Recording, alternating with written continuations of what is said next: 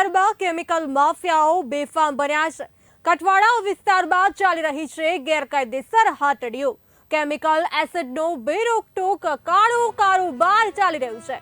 ગુરુભાઈ અને હિરણભાઈ નામના ઇસમો આ કાળો કારોબાર ચલાવી રહ્યા છે। કઠવાડાના વર્ષે ટાઇલ્સ એસ્ટેટમાં ચાલી રહ્યો છે કાળો કારોબાર। એસિડનો કાળો કારોબાર કરી પર્યાવરણને નુકસાન કરી રહ્યા છે।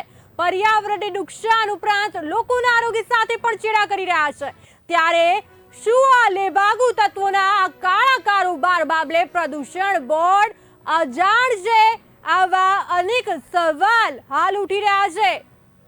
कठवाड़ा विस्तारना दृश्यो छे। अमदावाद शहेरना कठवाड़ा विस्तारना दृश्यो छे ज्यां गैरकायदेसर हाटડીઓ ચાલી રહી છે। કેમિકલ એસિડનો બેરોકટોક ચાલી રહ્યો છે કાળો કારોબાર, જેના આપ દ્રશ્યોમાં ટીવી સ્ક્રીન પર જોઈ શકો છો।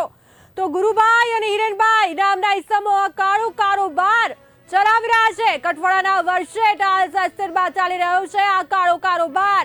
એસિડનો કાળો કારોબાર પર્યાવરણને ઘણું જ નુકસાન પહોંચાડી રહ્યું છે। પર્યાવરણને નુકસાન તો પહોંચાડી જ રહ્યું છે, સાથે સાથે લોકોના આરોગ્ય સાથે પણ ચેડા કરી રહ્યું છે। ત્યારે સવાલ ઉઠી રહ્યો છે કે શું આ લેબાગુ તત્વોના કાળા કારોબાર બાબલે પ્રદૂષણ બોર્ડ અજાણ છે?